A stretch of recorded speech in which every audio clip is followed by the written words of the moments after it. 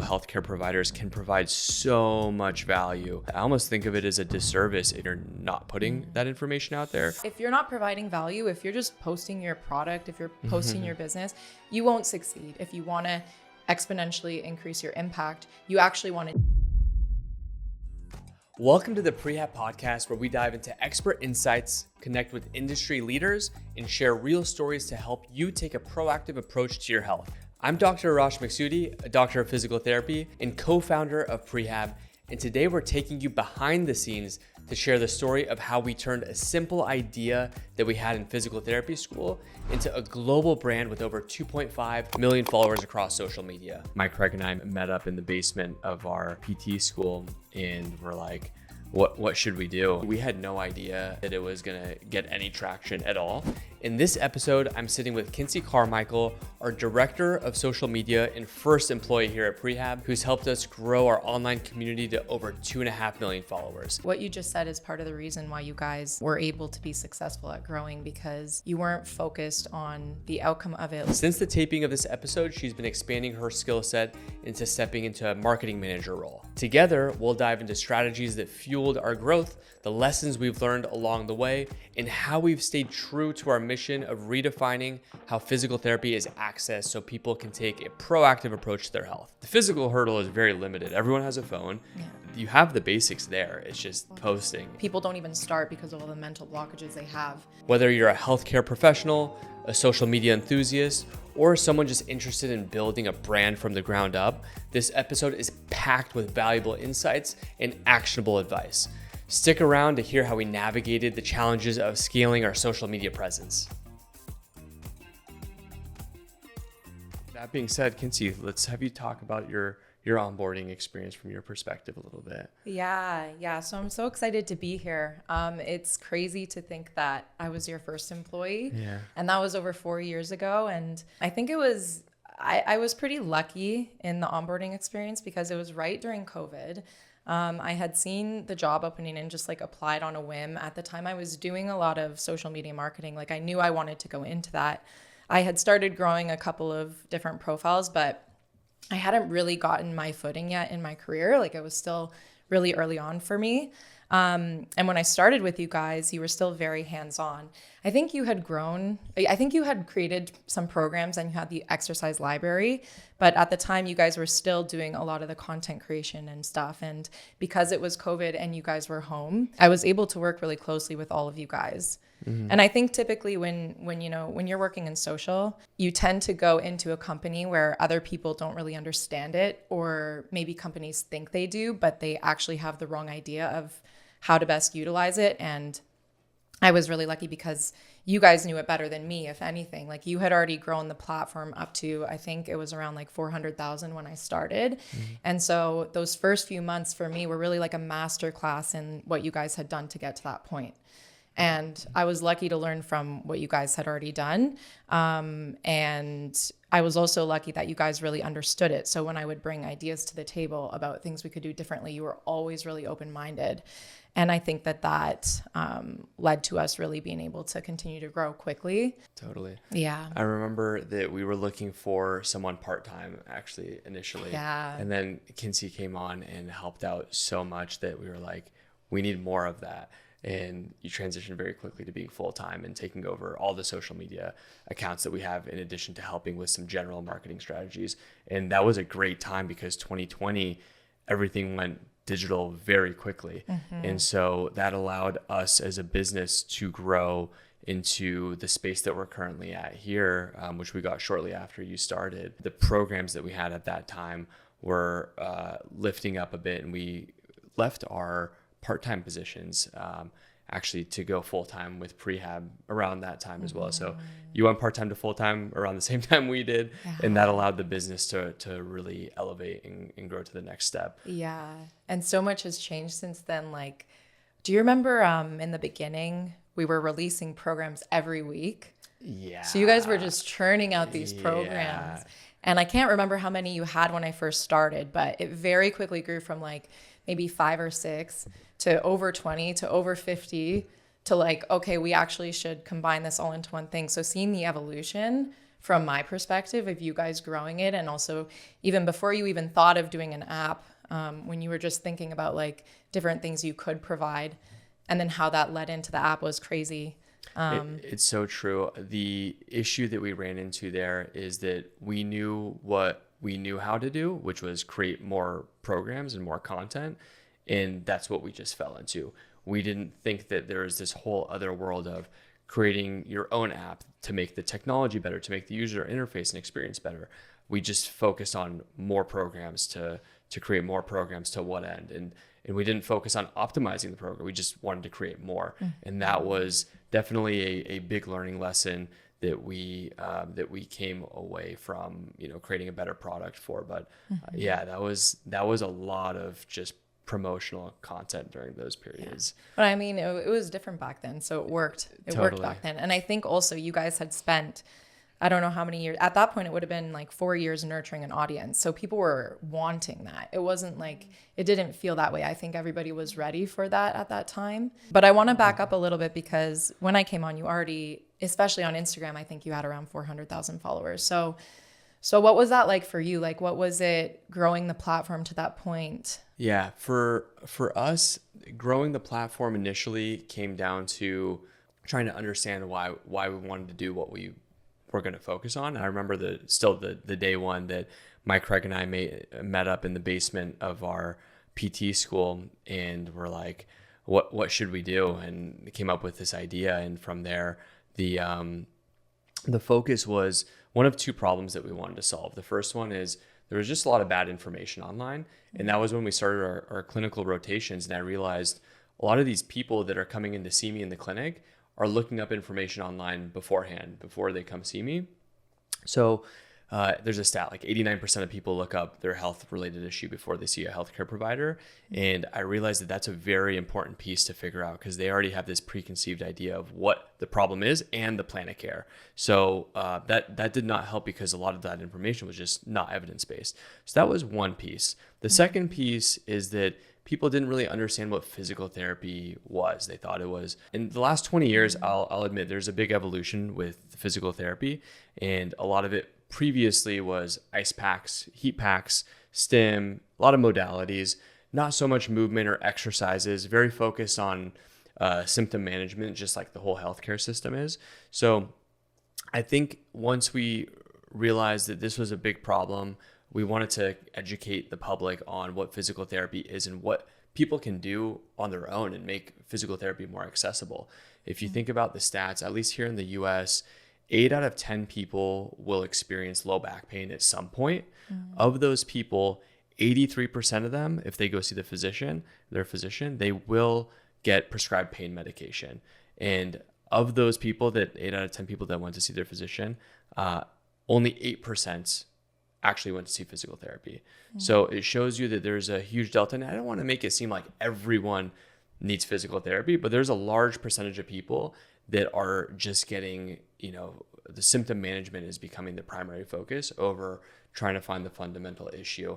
And so we're trying to make it more accessible. And that was the initial two problems that we saw, which kind of led us to want to create more content. And then there was also this idea that physical therapy is also reactive. We're actually in USC, part of the Oswestry School of Dentistry, which is supposed to be more of a proactive approach. Like dentistry, you go get a cleaning every 6 months. It's like a proactive model. So the idea was to try to make physical therapy more of a proactive model. It's definitely not the case, and I don't know many clinics that even operate like that. But that was the idea that we had as well, to try to make physical therapy a bit more proactive, where you get screenings done before you actually need to go see your physical therapist. Right. So were there physical therapists on social at the time creating content? Because you guys really did get onto social at a time where people weren't monetizing it. Like it definitely wasn't in the forefront of people's minds. Totally. Yeah. There were a couple. There were a very limited amount of PTs on social media. I would say Kelly Starrett definitely paved the way. I remember reading his book, How to Become a Supple Leopard. It was cool to actually meet him at CSM. There were YouTubers that were there, but I would say on platforms like Instagram or Facebook, There were very little. There were no business profiles back then either. We were very limited to just one 15-second video, and it was all personal based. A couple years afterwards was when Instagram made a shift to make business profiles.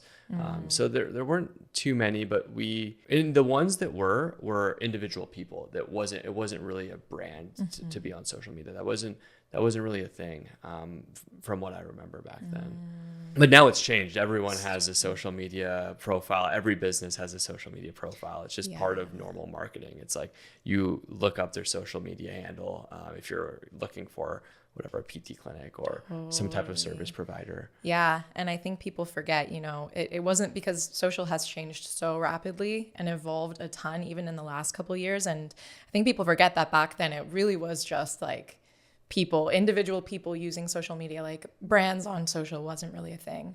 So what did you guys in the beginning, what was your strategy with the socials? Like, did you have one or kind of like, what was your angle with it? Yeah, good question. I would say that there was no big strategy. We had no idea that it was going to get any traction at all. A lot of it came down to the content that we were already learning. It helped us learn it further if we were to teach it. And I think that having that be the focus, follow your curiosity, was a great way to create content that was very valuable to you, therefore being very valuable to others that are also paying attention to that. But I would say the main strategy was honestly just create one post every day. And that was divided between the three of us, and we would rotate through it. And that's all we focused on. And we did that for a very long period. It wasn't for many, many months until we realized there was any traction. I mean, probably 4 or 5 months in, we finally hit, like, let's say 10,000 followers. I remember we hit that milestone thinking that was like an amazing thing we achieved. But there was not much bigger picture strategy. We were so focused on our schooling at that time that it wasn't even for another year that we created a very basic website. So yeah, I would say very, very limited strategy, and we just focused on what we could control, which was creating one content per day. I think that's definitely, like, what you just said is part of the reason why you guys were able to be successful at growing, because you weren't focused on the outcome of it. Like, you were truly focused on what do we have to provide? What are we learning in school that we can actually educate the public on? And then the consistency piece of it as well. Yeah. 1 time per day, having that goal, and like just those micro goals. Because I think a lot of people don't even start. And you've said this to me a ton of times, like, people don't even start because of all the mental blockages they have. If they would just start and test with things, Totally. That's the biggest hurdle, is just to start putting stuff out there. It's interesting because, like, for example, healthcare providers can provide so much value. We've gone through so much schooling, and I almost think of it as a disservice if you can provide a lot of value and you're not putting that information out there. Not that every single person needs to create content. I don't think that's the case, but thinking of it through that lens of, like, I can help one person at a time in the clinic, or I can help, thousands, if not millions. I mean, last year it was like 240 million impressions you were saying that we had last year. So it's like, to see those numbers and to think about if the goal is impact in creating change and bringing physical therapy access to people across the world, like, through that lens, it makes a lot of sense. But I still think there's a fairly large mental hurdle. The physical hurdle is very limited. Everyone has a phone. Yeah. Everyone pretty much, I think, like 4 billion people are on social media. So it's like you have the basics there. It's just posting. Yeah. It's hard for people. But with that being said, what do you feel like? So we started in 2016. There's been a lot that's changed from that moment to now. What would you say would be things that you would recommend in today's day for people that are just trying to get started? I know the mental hurdle is definitely something that's difficult, but what other suggestions would you have for people? Yeah, well, I think it connects to that, because with the mental hurdles, like, it is all about just starting. And I would say even still today, that's just as important as it was. You just need to start. And I think right now, the trends of social going into the rest of 2024 and into the future, it's going to be more personality driven. Like, people don't want to just follow brands. They want to follow people. They want to connect with people. So if you're looking to start creating content now, it's actually more important than it ever was to just test, because the beginning stages of starting a social media presence is actually about self-exploration. Like, what value do you have to provide? And that's the most important thing, is your mindset going into it. It can't be about, what do I want to achieve? Like, what outcome do I want? What can I get from this? Like, it has to be about, what value do I have to provide? Why would anyone listen to me? And to some, that may come naturally, but I think most people, it takes a while. Your posts aren't going to be great in the beginning. Even if they're well produced, maybe it takes a while for you to figure out what actually differentiates you from other people, and figuring out how to come across on camera, like what formats work for you.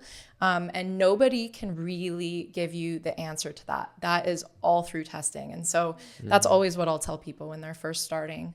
I think that's the most important thing by far. Totally. I think you see people that get so hung up on, this is the formula that I need to succeed, when what you're saying is everyone took a different path. Because if you copy another person, you're always going to be behind.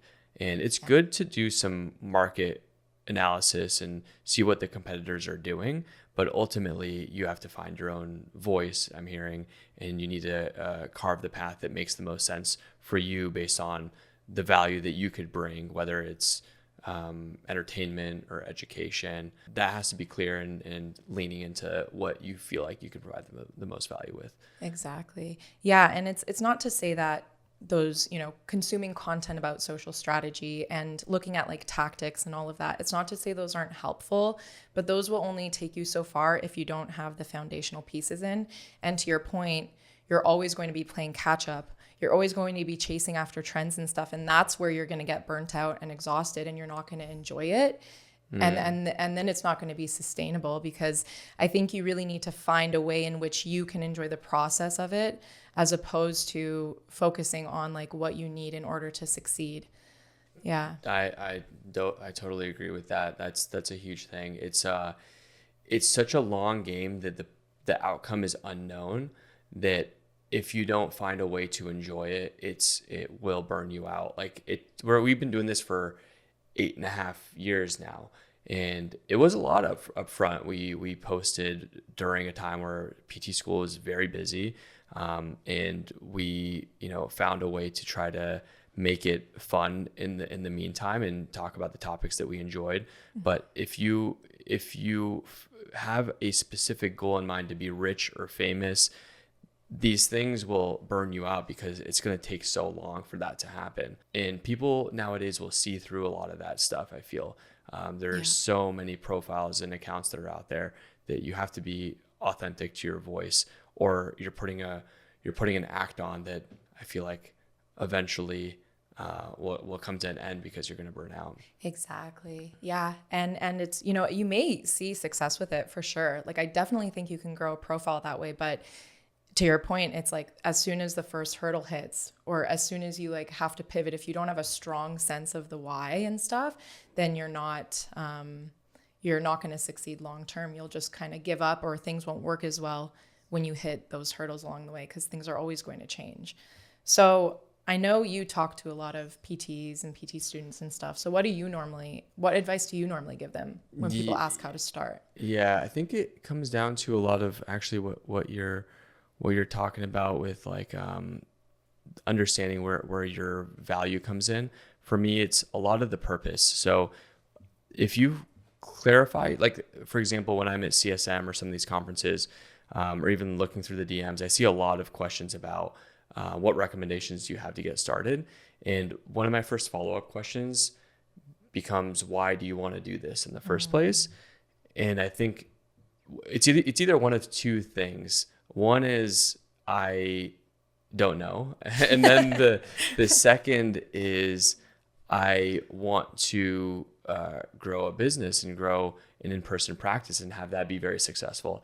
And then I go on to tell them that just growing an online brand for an in-person business is probably not the best use of resources if that's the goal. If you enjoy the process, that's one thing. But if you're doing it for your business, there's a lot of easier ways to grow an in-person service-based business that's a local business over an online platform. For example, if on our social media, like let's say on Instagram with 1.3 million followers, we were to post, hey, we're taking 5 new clients tomorrow. DM us if you're interested. We'll get a lot of DMs for sure. However, the issue is 99.9% of these people are not in LA, which is where we're located out of. And let's say there is 5 that are in LA, max of those, probably either 4 or 5 want to focus on in-network PT, and the cost is a barrier to entry because we're not a network clinic. So what happens is the benefit of having all that work go into a online business or an online platform doesn't justify an in-person business, in my opinion. Now, if you had a more clear goal in terms of why an online brand or online presence is helpful, or maybe it fulfills a need that you have, I think that that's different, but I hardly ever see that side of it or have people come to me that have thought through it like that. It's usually much more to achieve an end goal of growing a business, which in my opinion, what happens is, and I've actually seen this happen too, where I've had friends too that come to mind that grow a platform. They get to where they want to be, they get the patient load that they want, and then they stop. So it did help them achieve that goal, but it was a milestone, and they stopped this platform. However, it wouldn't make sense because they got what they wanted out of it. But the problem comes that if you start losing your clientele again, now that platform is going to become a dead platform after a certain period of time. And you want to have some level of maintenance with the audience that you've built, in my opinion, at least, because you've done the hard part of like building some type of traction, having some sort of product market fit. But yeah, that's usually where my conversation goes with students or new grad PTs. Yeah, that's interesting. Because it's just, to your point, that's not, if your goal is to grow an online practice, there's so many better ways that you could focus even your marketing efforts than growing a social platform. You have no control. You have very little control over reaching people in a certain area. So like, even if they were to start TikTok, in a way can be nice because the first group of people that it shows your content to is geographically based. But that's the only platform that does that. And that will only take you to a certain point. Like if you want to grow an in-person clinic, then your goal shouldn't be growth to a large number of followers. It should be a smaller community, or just like for social proof or something. So that's a really good point. And it's interesting that people don't, that people would think you would need to grow a social platform in order to grow a clinic. You hit a good point with social proof. Like I would say that it doesn't not help. It definitely makes an impact with the platform that we've built, but it's more based on the social proof idea, because let's say there are 100 people that look up Prehab physical therapy. There's a much higher conversion rate when they see a following count, they see the authority, and they're like, this is the place to go. And so the conversion rate becomes a lot higher to having someone come in, which is very helpful still. But in terms of user acquisition and new leads, that's where it becomes not as beneficial. For sure. Yeah. And I think that energy can be, you should have some sort of social proof. I think that's helpful with, and that page looks a lot different. Like if you look at our Prehab PT page, very different from the Prehab guys page. It's a complete different purpose because of that. And so I think that's where clarifying your purpose becomes very important, to understand how you should cater the content. For sure. Yeah. There's a lot more content that is being created now than ever before. I've read a stat where each year there is more content being created than there ever was in the history of content creation, to just show how exponential that content creation curve looks. And because of that, the competition continues to increase, and everyone is fighting for attention of the same group of people, which is a large group of people, but they only have so much attention to give. How else? I know you've talked about finding your value. Is there any other things that you can think of to help stand out in this crowded and busy environment? Yeah, I think people get discouraged a lot because of how much there is out there. But just because there's a ton of creators doesn't mean there isn't room for more. If anything, the more content that's created, the more opportunity there is to create content from my perspective. And these platforms are also changing. Like Instagram just changed their algorithm to try to help smaller creators to grow.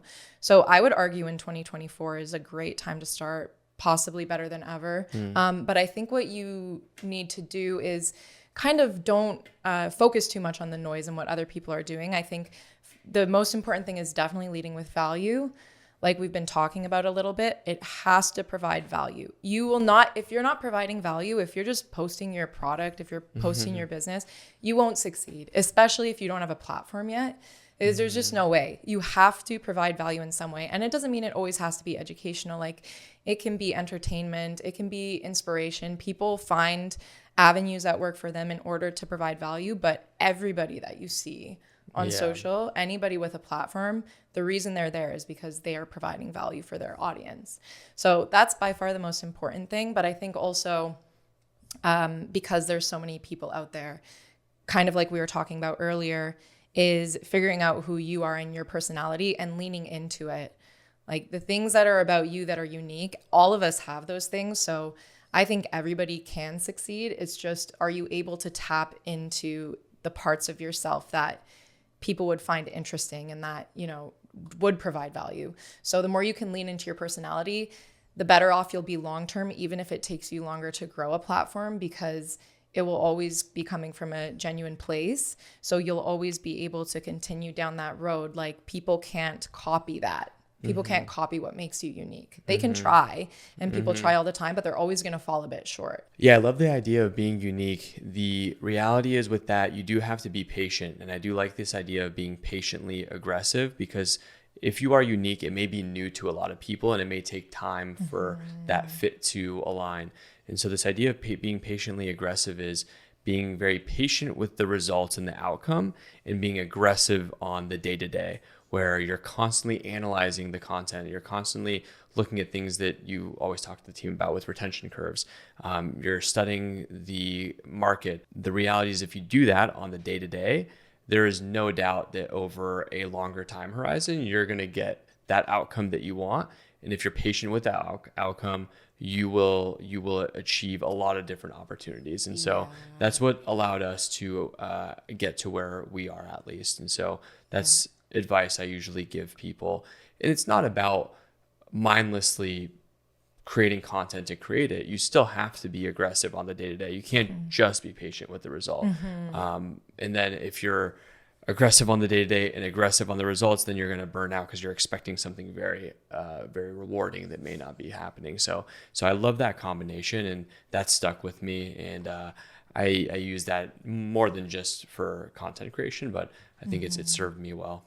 Yeah, I love that idea of being patiently aggressive. I think that's so true. And, you know, I would argue if you have a strong why, it kind of goes back to what we were talking about enjoying the process. And I can't tell you, even if your goal in the beginning is truly growth and having a platform, like I have seen so many creators talk about how as they were doing it, they fell in love with the process. And that was actually what helped them with the longevity. And it makes me think of this girl. There's this girl who's getting really big on YouTube right now called Life of Riza, and she has very cinematic kind of videos, and I honestly can't even describe them. Like you would have to go watch them because they're really unique. And she saw no traction. Like I've seen videos basically analyzing her success because for a long time she didn't have traction because it didn't follow the formula of YouTube. And then all of a sudden she went like this, and then now everybody's trying to like replicate her formula. But the reason that worked for her was because she was just following, she was really in tune with what she had to provide and what she wanted to put out there. So I think that that's a really good point.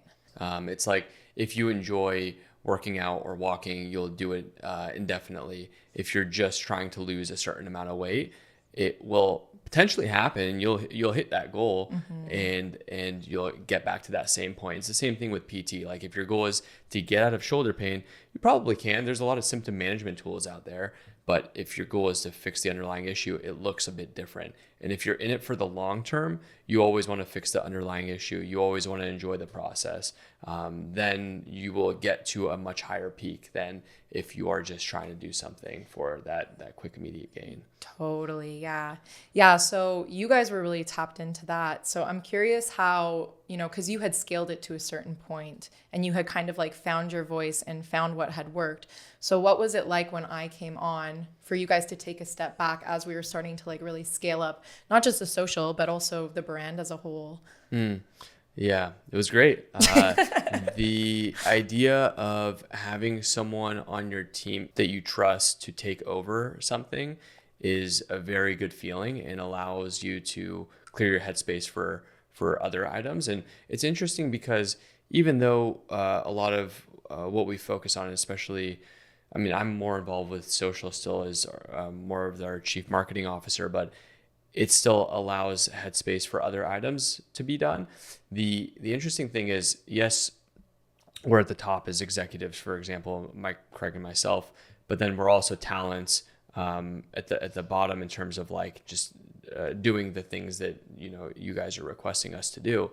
So that dynamic is interesting, and I think is helpful when we created an organization chart to allow for decision making to be clear. For things to excel, there has to be clear ownership, and having someone that's in it, like you, are constantly on top of social media, social trends, analyzing the metrics on tools that are constantly coming out. That's the only way I would imagine that we're going to continue to improve. The issue is I see some people that schedule posts for like a year out, and they just use one of these, like Sprout Social is something that we use, but like there's other tools that are out there. Like Buffer was one of the first ones we used to schedule tools to schedule posts for a long period of time. The issue with scheduling a year out is a lot of things change throughout that process, and if you want to iterate and if you want to improve, well, you're doing it in a much larger cycle, being annually versus what could be monthly. And I know that we do try to bucket things. I do think that it's a lot of time if you create content every single day, even though you're posting every day. We still try to bucket things, but at a more micro level where it's more of like monthly or bi-weekly than something like annually, or else your learning cycles just take so long. And we talk about how social media changes all the time, from things like photos to reels picking up, and and it's the same content, it's just packaged in different ways that you have to keep up with, or else you will eventually fall behind to some extent. Exactly. Yeah, it's definitely a balancing act, and just like social media can change in like a 3-month period. And I think it's only going to change more rapidly. And so you just can't automate to that extent. I think it's a balance of, yes, you can use automation to help make things more efficient so you can get more done and like, narrow your focus in places that are actually achieving whatever the goals you set are. But you need to always stay testing, and to continue to test, you need to be on the platforms. You have to be in tune with everything. So social is not something that just you can, I think a lot of people think they can do social because they're on social. But the reality is you have to be down to always be learning. It's never going to end. Like you said, like you have to keep up a profile, or else it will start to like taper off and fall flat, and you won't be able to create the same level of impact. So if that's something you're committed to doing, you're always going to be learning and evolving. I'd like to take a quick break to introduce today's sponsor, Jane, a clinical management software and EMR that has changed the game for us here at Prehab PT. Switching to your software can feel intimidating, but Jane makes the process easy, providing you with onboarding resources and 10 out of 10 customer support to make the transition as smooth as possible. If you're interested in learning more, book a one-on-one demo at jane.app/switch.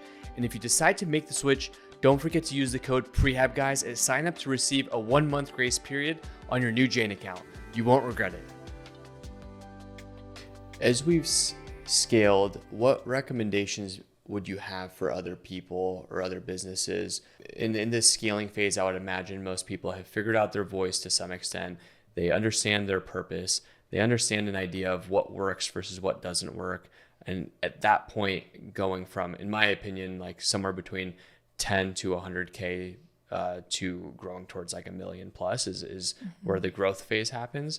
But what should people be thinking about during that phase? Yeah, I think once you find something that works for you, so the platform that works, the formats that work, the metrics will tell you. So paying attention to the analytics, when you see something start to do significantly better than it's ever done, I believe you should really lean into that.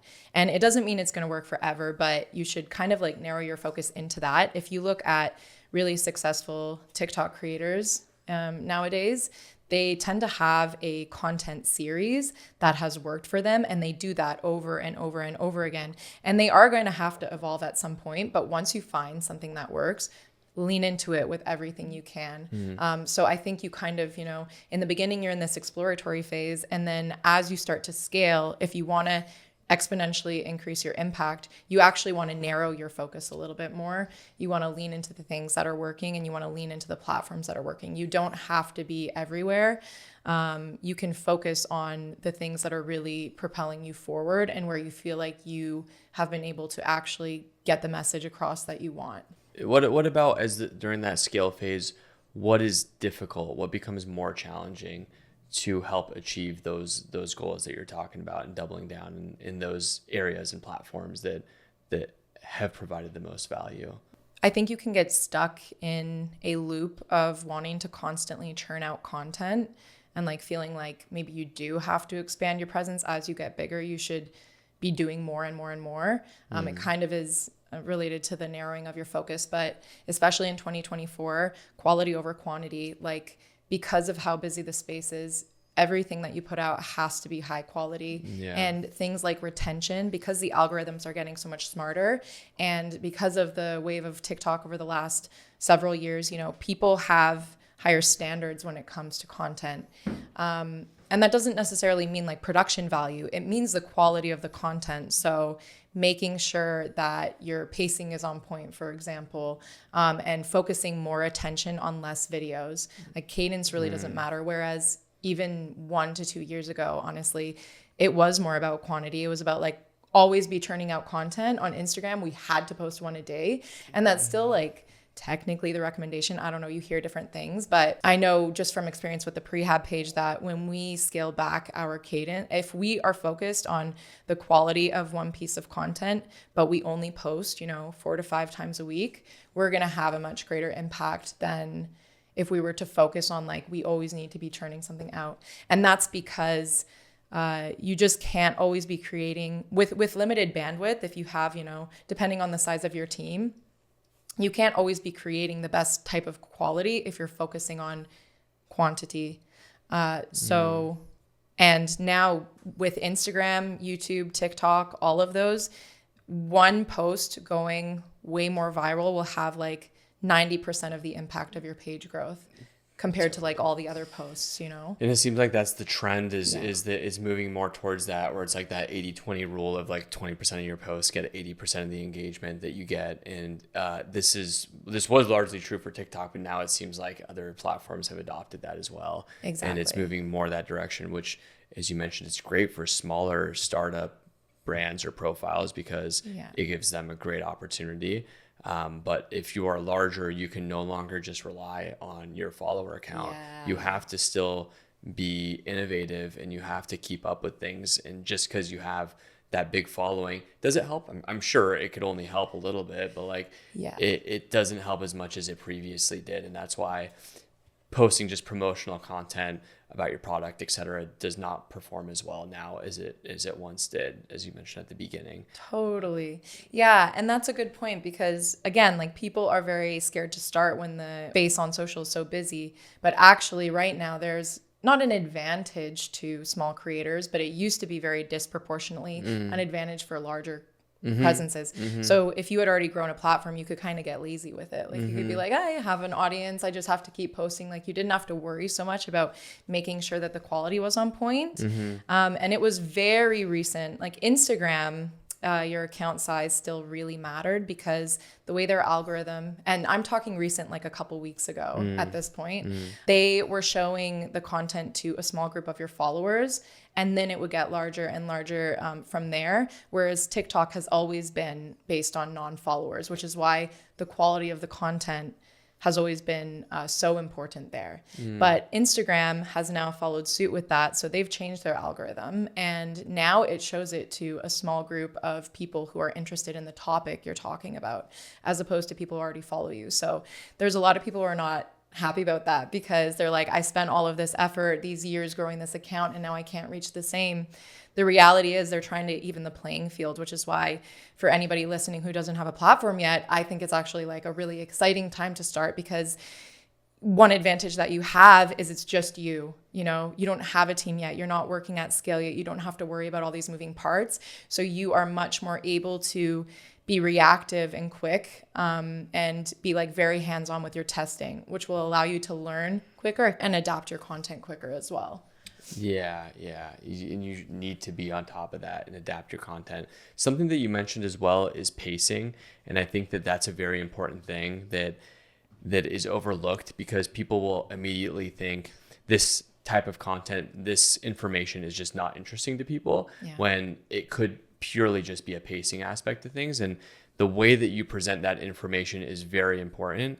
Like I don't know why this analogy pops up in my head, but like I think of like a dining experience of like, you get your appetizer, you get your meal, maybe you get a dessert and a drink, whatever you do. Like it's not about the actual things, it's about the nuances, it's about the specifics that makes the experience. And so it's not about just the information, it's about the way the information is given to you and the pace at which it's given to you. And I've seen some really fast pacing that I'm like, this is too much, I cannot comprehend this.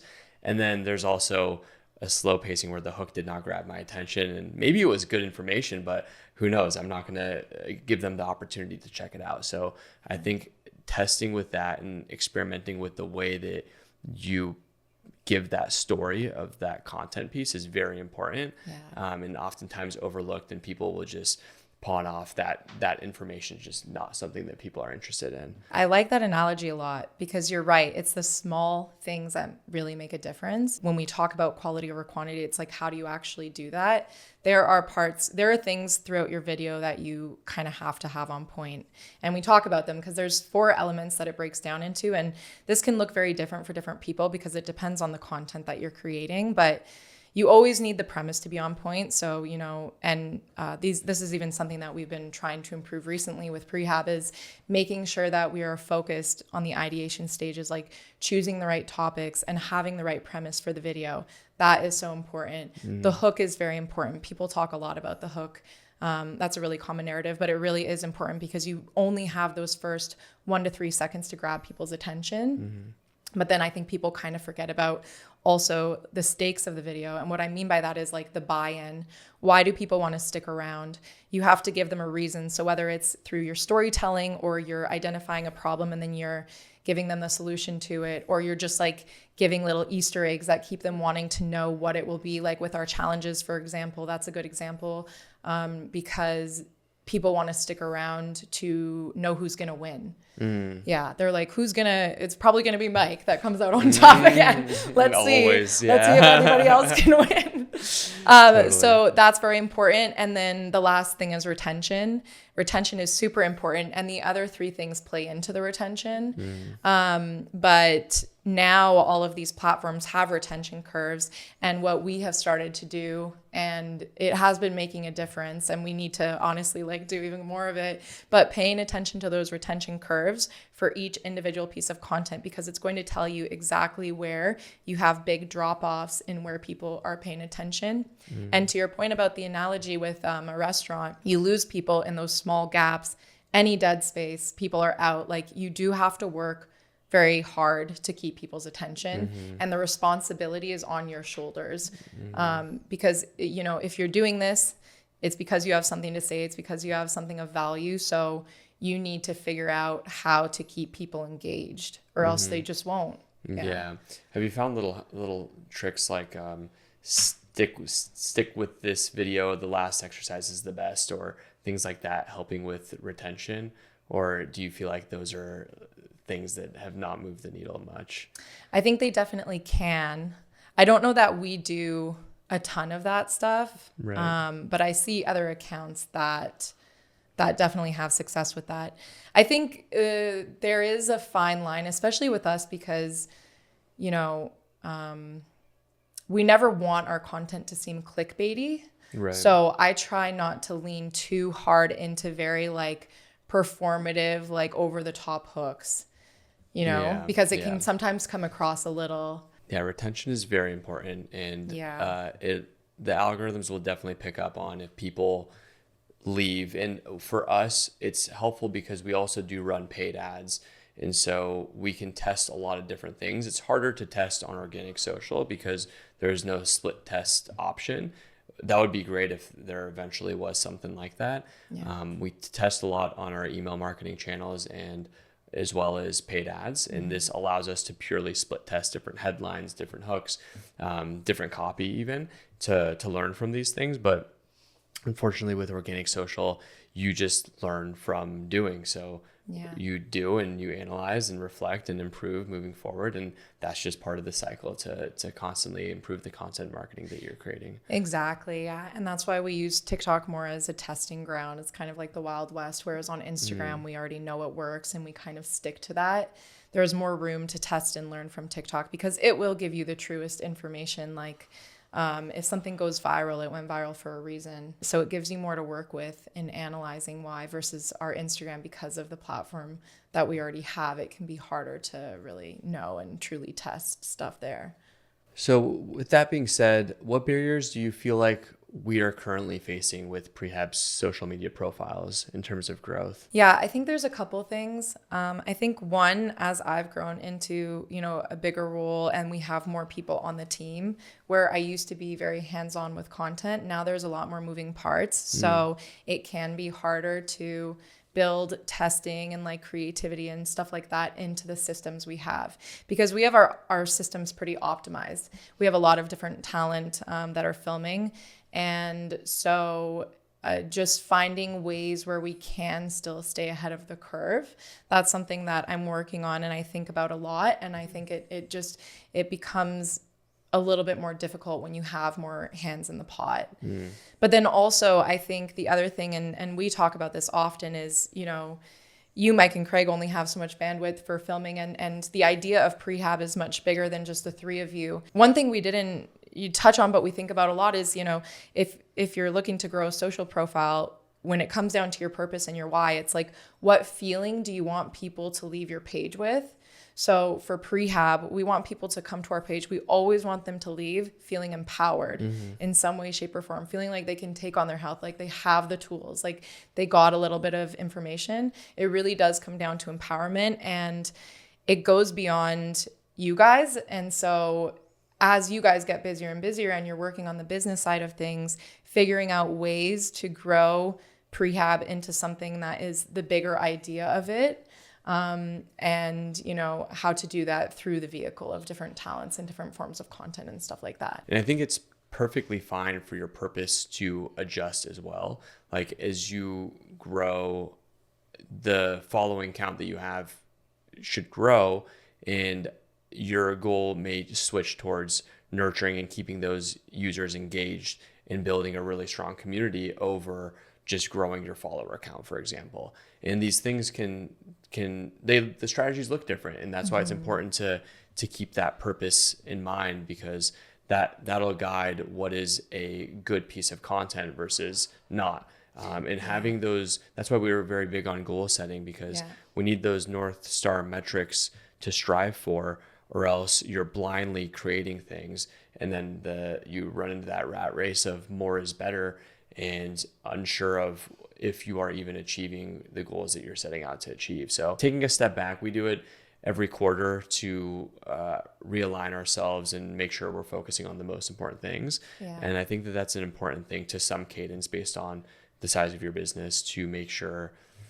you are making the right moves versus just making moves. Totally. Yeah, I think that's a really good point. And with the goal setting, it's because that completely changes your strategy. And I think especially as you scale a bigger team, everybody has to be behind the goal. You have to be very clear about it.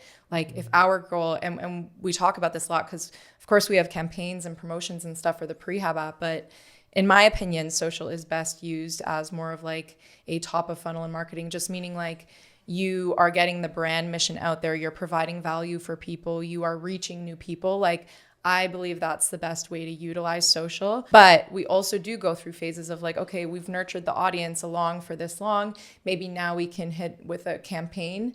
It's important for the entire team to be on the same page of like, okay, in May, we're focused on nurturing the audience. Otherwise, you get questions like, oh, I don't know, how come people aren't downloading the Prehab app, for example? But that's not our goal right now. Our goal is actually just to provide value. We want people to like come to us, and then maybe there is a time where we're running a promotion and our strategy for that shifts, and then our content shifts and our messaging shifts and the way that we angle that shifts. Yeah. So yeah, I think for anybody, being very, very clear on what your goal is with social, especially as you're scaling and especially as you're working with multiple people and it's not just you anymore, is really important. Totally. And for me, for example, in a CMO role, I have to try to think about the role of social within marketing as a whole. And so it's very helpful to clarify that for the business and why we're doing that as well. And that helps with guiding the direction for social. And I know we have a lot of these discussions as well. Yeah. We have it with the whole team. We try not to make it where it's very individualized and the team is working together, from, email marketing to website marketing to in-app marketing, to paid ads with social. Like, it's all a blend of part of the customer journey, and we need to be aligned with it. It shouldn't be, we've learned this the hard way, of having a person designated to each vertical of the marketing pillar. And that's not the ideal way of moving forward, because what happens is you're moving quick, but to the idea of quality over quantity, you're not necessarily moving together the right direction. And ideally, the team is moving together the right direction, even if it means move a little slower. The bigger the team gets, typically the slower you're going to move. There's this quote, if you want to go fast, go alone. If you want to go far, go together, because you're going to go a lot further and you're going to go likely more the right direction.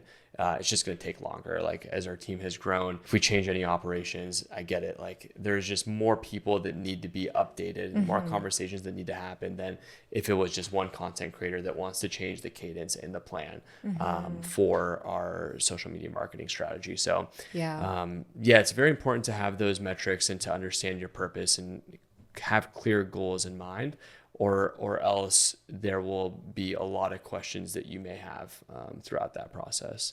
Yeah. So then for you, because that's interesting, because you're thinking about, I think of social kind of from that lens, which isn't the broader lens of marketing.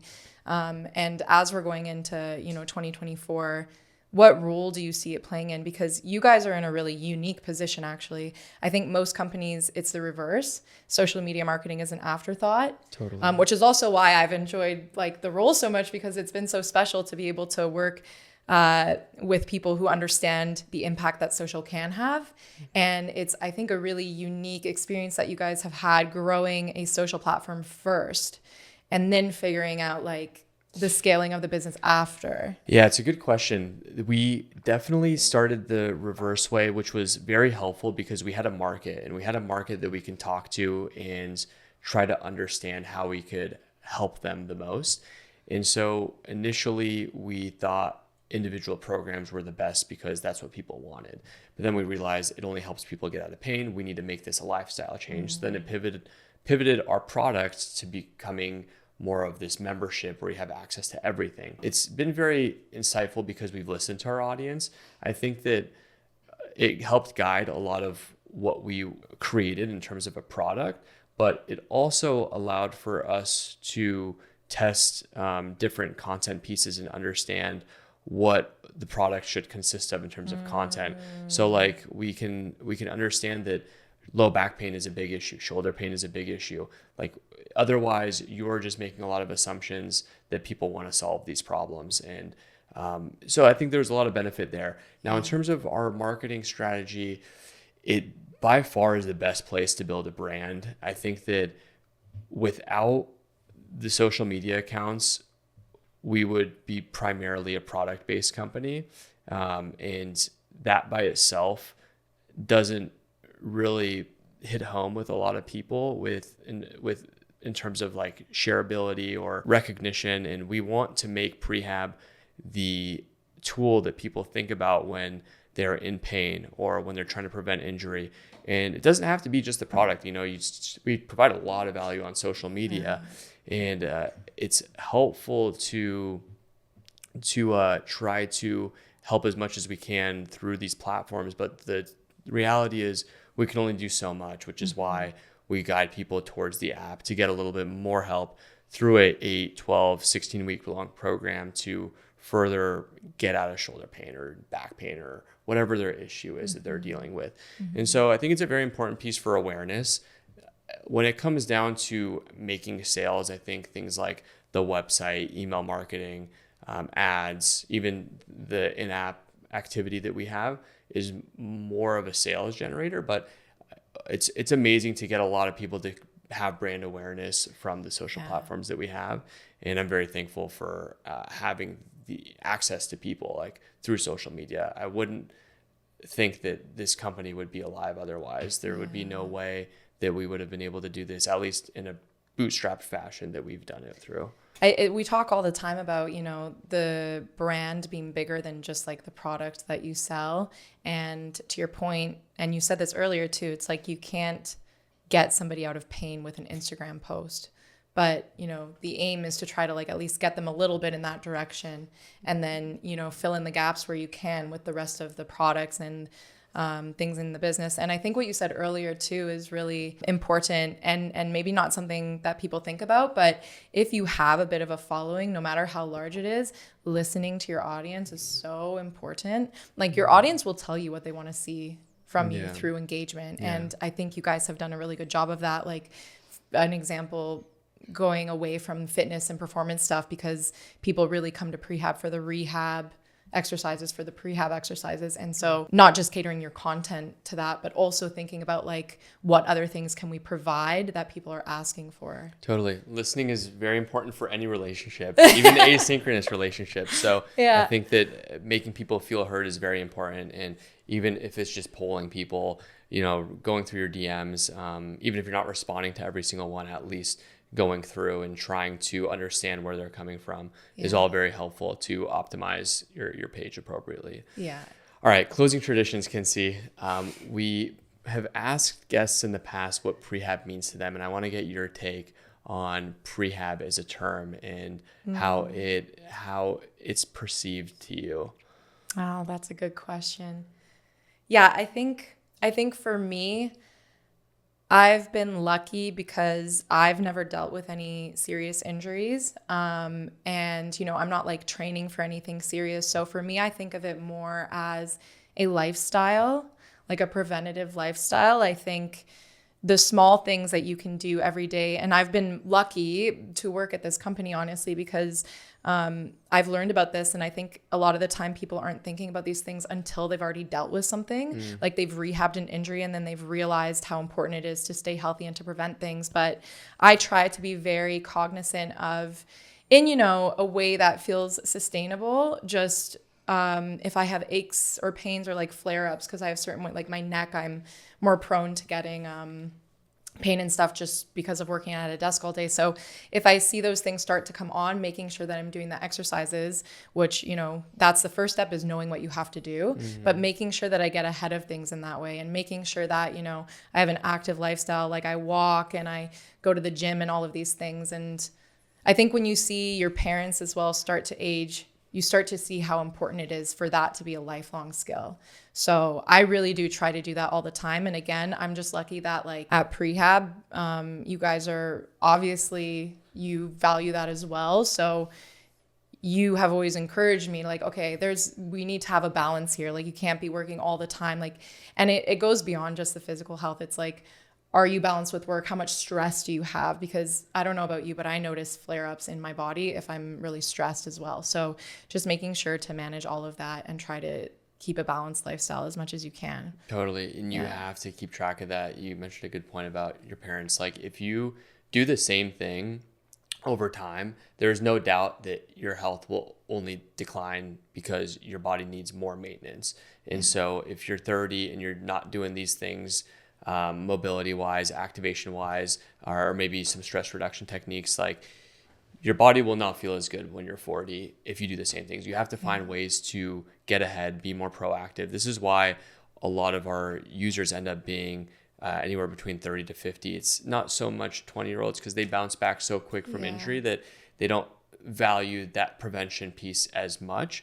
But that doesn't mean that we can't help them, of course. It's just it's all based on where the individual finds value. So that's great that you found value in your physical health and making sure that you find that fundamental issue over just symptom managing, which is unfortunately what a lot of people focus on in the US especially. So yeah, and I think like, I don't know if this is partially being naive because I haven't dealt with one, or if it's because of what I've learned working here and seeing all the content all the time, but I have a lot of confidence, like reassurance that if I do get injured, like if things happen, I'll be able to rehab it. So I think like knowing that you'll be able to get the resources you need in order to manage things properly is a big piece too. Cause like I have a lot of peace of mind surrounding that. And I don't know that a lot of people, if you don't know this stuff, you wouldn't really know that. You wouldn't have the confidence. Yeah. Having access to that information is very important. So, all right, Kinsey, thanks so much for hopping on the podcast. Thank you. And if you enjoyed this, make sure to give us a like and follow. If there's any other questions that you have that we did not answer on social media marketing, make sure to drop it down below in the comment section. Until next time, Prehab.